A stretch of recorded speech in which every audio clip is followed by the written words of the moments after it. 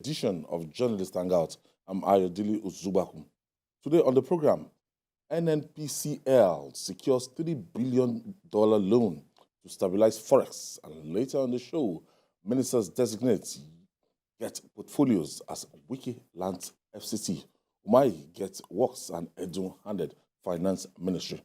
I've been hanging out with Babajide Kolade Otitoju and Mayor Akikbelu. If you're ready, let the hangout start now.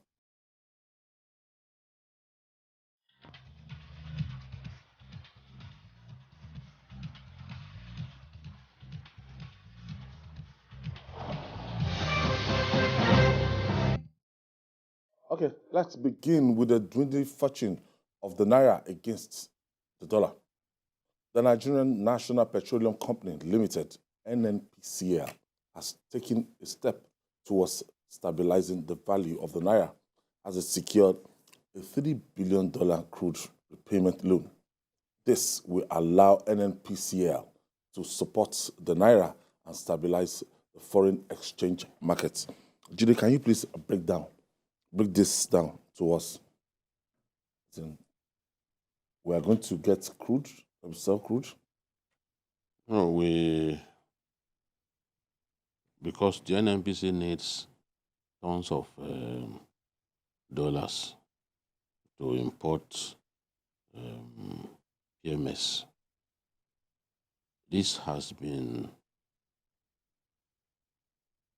the biggest source of consumption of foreign exchange in our country, because you need a lot of dollars to bring in petrol, whereas there are other spheres of business, other lines of business, manufacturers who also need foreign exchange to bring in their raw materials and all that. Pharmaceuticals, a good number of them are struggling because of lack of access to raw materials. Even traders, those who need to buy stuff, come into the country. Those who have children who are going to school abroad, they need dollars. Those who have health challenges that would necessitate seeking Medicare abroad, they also need they need dollars. But more than 30% of our dollar needs is for importation of PMS. So now, because the bulk of the demand is for it, and now that we have even licensed many investors to bring in PMS, the demand for the dollar will definitely go up higher than when it was NNPC that was largely handling it. So how do you ensure that there is a steady stream of dollar supply that will not be based on the volatility that we are experiencing in the markets? What they are trying to do is that with this quantum of money coming in, it will help to achieve some stability. That was why the president said they are not going to increase fuel prices at this time, because what is driving this increase is the fact that the currency is not stable. It's just not stable at this time. Look at when, about 2 months ago, when this idea of convergence of the exchange rates was instituted, the gap was not wide. Well, some days back, the gap had reached 206 Naira, which means that even from the I and E window, people can go there, trade, whatever they get there, they can still take to the black market to sell. Whereas the whole idea of trying to achieve that convergence is to narrow the gap so that it does not provide some form of incentive for people who want to do round tripping. But a situation in which something that was just in the region of 100 suddenly has gone to 206. If that is not addressed, definitely it will go up, and the more it goes up, the more people will take money from the new I and E window and take to a black market to sell, because they will still make good money, which was what was happening the last time when it was trading at 445, 460 in the official market, whereas in the black market they were selling for like 760. There was even a time it got to up to 800 and something. So that wide gap encourages people who are simply into trading in the currency to continue to take it there. And that's why people have always argued that the demand for our currency is based, I mean, the value of the Naira relative to the dollar in the black market is the product of speculation, not any economic reality in the real sense of the word. And I agree. So now, if they bring in foreign exchange, it will help stabilize the system. Those importers who are saying, no, we will no longer import petrol because of you are finding it difficult to access foreign currency, now at least it's some form of breather. But it is not a permanent cure. It's not a permanent solution to this problem. The permanent solution to the problem is we must produce more. In terms of even our crude oil, we can have a situation in which the oil cartel allocated $1.7 billion per day to us, and we are struggling to even do 1.1. In the month of June, we did 1.25. Then in July, it slid to 1.08, which is less than 1.25. And the what's it called that they gave us, our quota is 1.7. Look at that gap.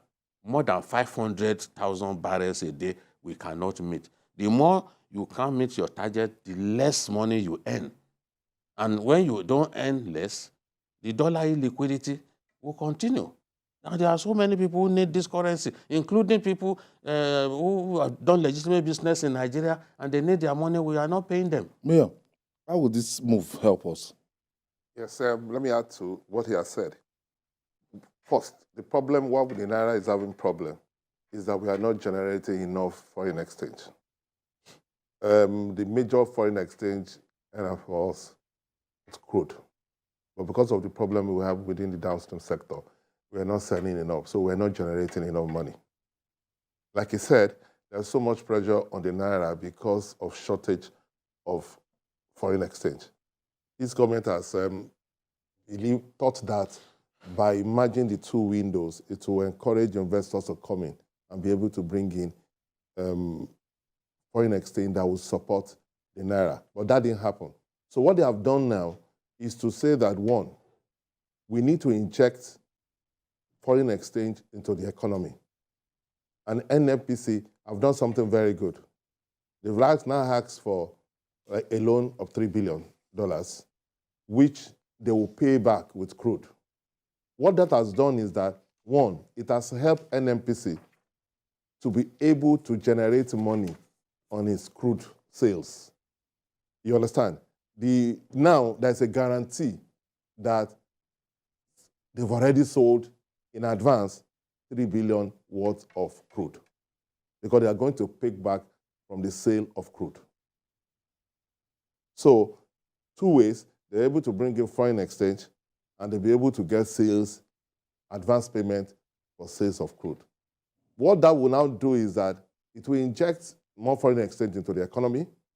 Like he said, NNPC now will not need to depend on the window, foreign exchange window, to be able to get NNPC now is a limited company. They want imported, it's a limited company, so they too will pay in foreign exchange. And why everybody was saying that the thing will go to 720 was because the price of crude has moved up to about $86. And then when you now look at other costs that will bring it, it will be very difficult to sell at the current price. But now they've solved the problem of foreign exchange for NNPC. But the most important one is that there is more injection of foreign exchange into the economy. And then it will now discourage speculators, because the speculators are doing that. A lot of them will lose money eventually, because what they are doing is just speculation. They will collect money. And most of those doing that are the all these local bureau, foreign exchange bureau. They will, because officially they are licensed to be able, yes, to be able to, but the bureau de change, they are licensed to be able to partake in that window. And then now they can collect that money now and now speculate with it, which they are trying to stop now. But it will take some time for the Naira to really find its level. But I think eventually it will still over around that 700. Eventually it will be between maybe 700 and at best of time maybe 650. I think the federal government just had to salvage the situation, because any attempts to increase the pump price, Nigerians will react. Of course, Nigerians will react, and one of the reasons it is this high is the value of our currency, because this whole thing is denominated in foreign currency. And there is no way your currency can be weak and you expect that it won't translate to higher prices. Of course, it will translate to higher petroleum prices because your currency is weak. So, and why is it weak? We do not have enough supply of foreign currency for everyone who needs it for one reason or another. $3 billion is a lot of money. In this difficult period, people have projected that by the end of the first quarter of next year, we will begin to turn the corner. These problems will begin to ease. Some Nigerians are not prepared to wait, because we've been used to subsidy. They have to wait. We've been used to years of subsidy. Subsidy by nature is not something that is meant to be permanent. How did subsidy even come up in the first place? It was in response to high petroleum prices, high crude oil prices in the 70s, early 70s, when the Arab world got angry with Israel and then decided, okay, this commodity that God has given us, we'll use it to punish the world, because the world appears to be backing Israel against the Arab world. So in response to those high crude oil prices, countries of the world began to subsidize so that it will not make life too difficult for their people.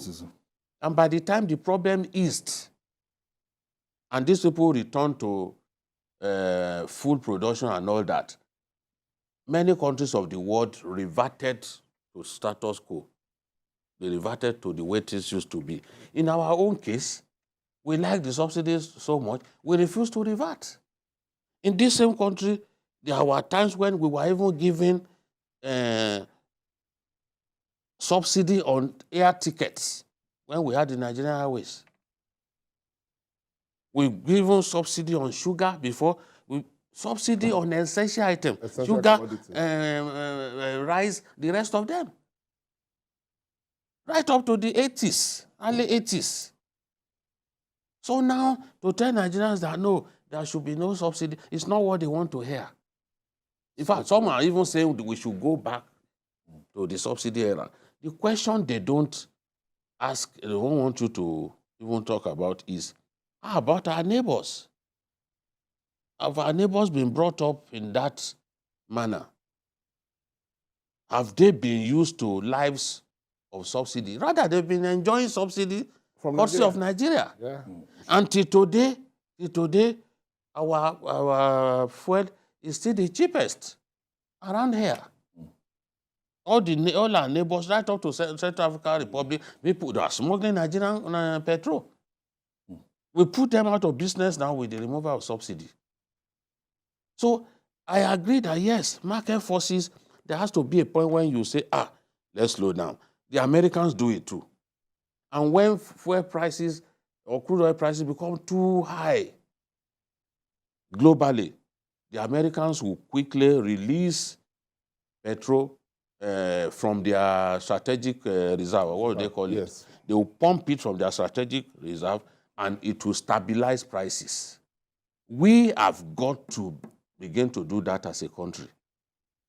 If we were doing that as a country, we will have found some form of remedy to perennial volatility in the oil, in the global oil market.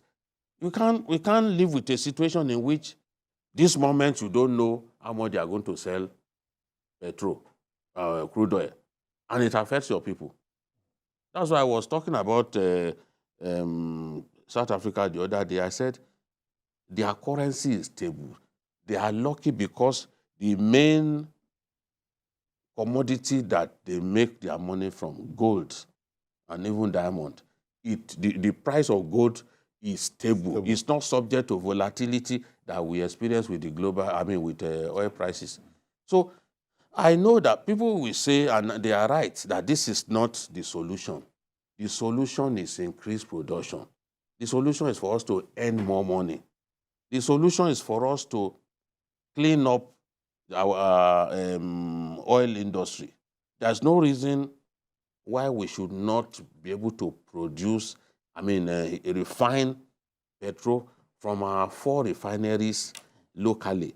There is no reason why the government should not make it possible for people who want to build, modular refineries, to build them so that we can refine locally. When we refine locally, it will reduce the cost because the dollar components of this entire pricing template is not small. So that's why we are saying, okay, let's see what we can. Government has to work hard. Let things improve because Nigerians can't listen to anybody telling them to come and buy petrol at 750 or 800 again. They will believe that you are sent by the devil to make life unbearable for them. Well, you see, the attendant effect is that the reality on ground is that things are very difficult. You see, I tell Nigerians, we have to accept that we're in a deep mess.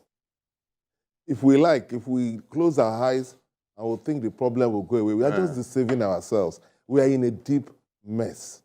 The last government, towards the tail end of that government, were just borrowing money and printing money. That was how they were able to solve the problem. And they kicked the can down the road for the new government to handle. I pity the government of President Tinubu. The man is doing all the right things. People are complaining. I discuss with people. Things are hard for people. But there's nothing the man can do about it. It takes some time for you to repair things that have been done. And this is the way to go about it. You cannot continue with the subsidy. It will not fly. No. They remove it. You cannot have 2 windows where speculators will have a field day. They remove it. You cannot continue to run a country where you don't generate enough foreign exchange.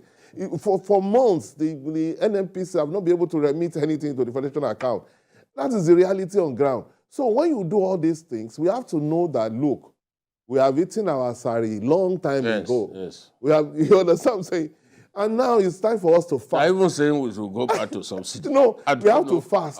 We have to face it. I know Nigerians. I feel their pain. I'm also going through it. All of us are going through it.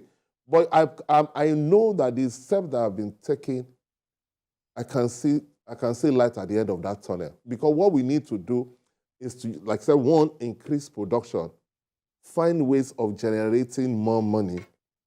Then 2, make sure that we handle the issue of production.